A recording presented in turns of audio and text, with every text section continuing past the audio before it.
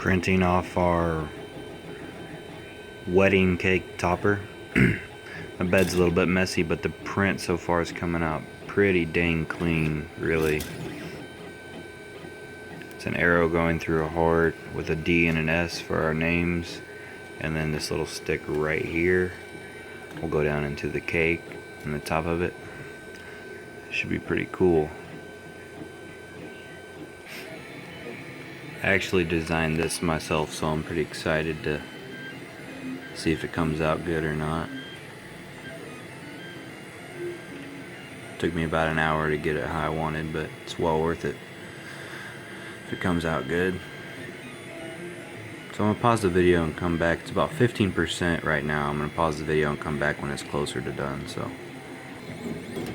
alright, so we're getting a little bit closer now, getting close to half done here.